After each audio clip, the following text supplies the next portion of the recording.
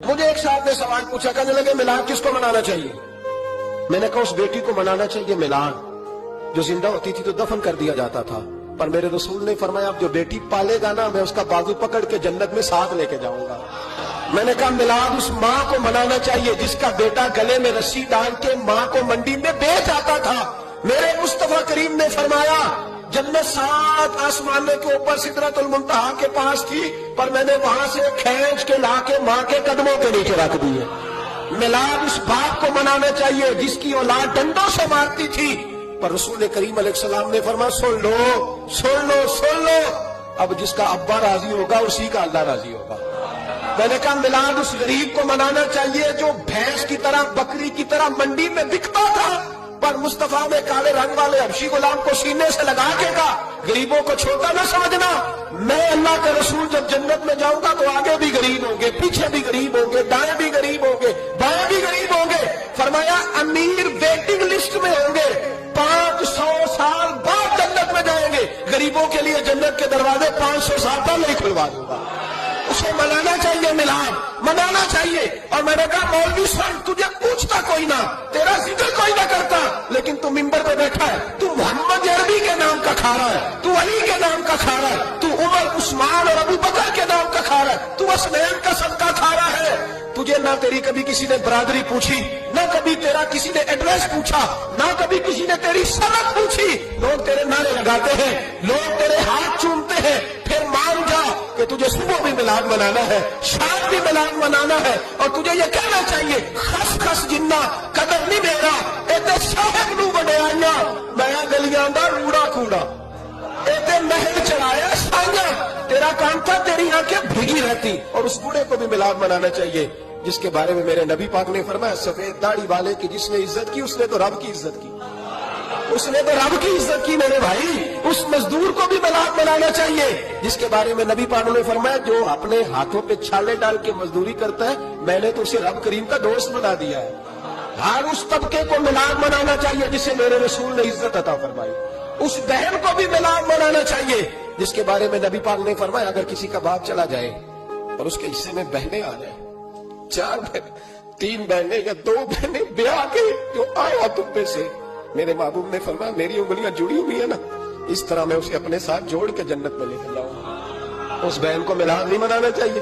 میرے رسول پاک نے فرمایا جس کی بیٹی واپس آ جائے، طلاق ہو گئی یا بیوہ ہو گئی، واپس آ گئی، نہ بچ سکی واپس آ گئی، فرمایا واپس آنے والی بیٹی کی جو باپ خدمت کرے گا میرے رسول پاک فرماتے ہیں میں قیامت میں اس کا سفارشی بنوں گا۔ تو اس بیوہ کو اور طلاق یافتہ کو میلاد نہیں منانا چاہیے، وہ اس رسول کا ذکر نہیں کرے گی جس نے اتنا درجہ دے دیا، اتنا نواز دیا، اور تجھے تو صبح شام میلاد کرنا چاہیے تھا، تجھے تو صبح شام درود کرنا چاہیے تھا، سلام کے گجرے بھیجنے چاہیے، یا رسول اللہ کہتے تیری زبان جو ہے وہ ہر وقت تب رہنی چاہیے تھی، تو بحث کر رہا ہے، تو اس پہ دلیلیں دے رہا ہے، تو اس پر باتیں کر رہا ہے۔ حضرت عمر سے پوچھنا، حضرت عمر سے جناب اسامہ بن زید رضی اللہ تعالیٰ عنہ حضور کے غلام تھے، نبی پاک ان سے بڑا پیار کرتے تھے۔ ایک جنگ میں پیسے آئے، حضرت عمر فاروق رضی اللہ تعالیٰ عنہ نے 25,000 دیا اپنے بیٹے کو، اور اسامہ بن زید کو 50,000 دینار دیے۔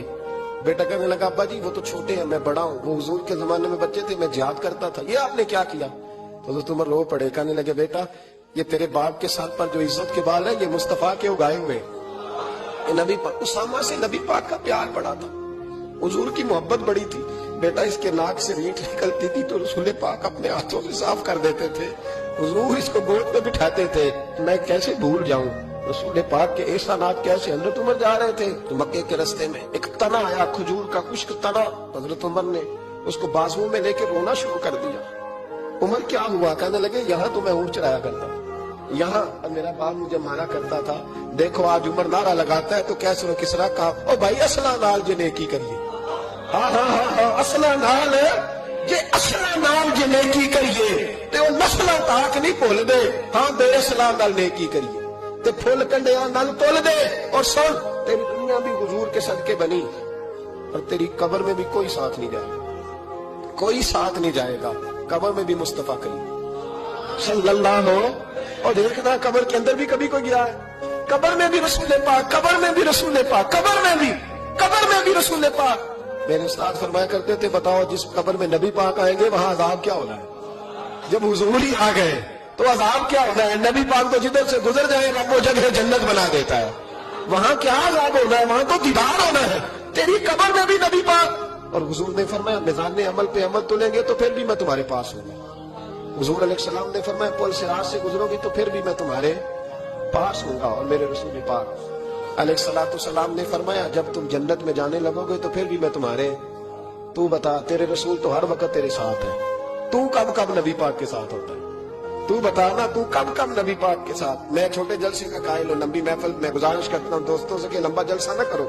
लेकिन एक जगह पे मैं गया तो एक बड़े पढ़े लिखे आदमी ने मुझे कहा मौलाना इनको समझाएं, आधी रात तक बिठाए रहते, इनको समझाएं।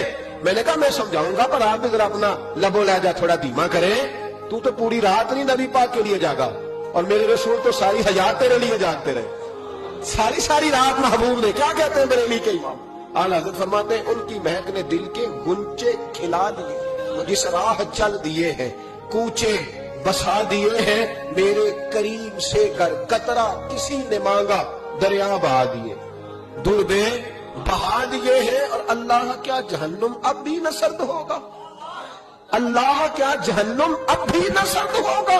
रो रो के मुस्तफा ने दरिया बहा दिए, रो रो के मुस्तफा ने। और फिर कहने लगे रो रो के मुस्तफा ने उनके निसार कोई कैसे ही रंज में हो जब याद आ गए हैं।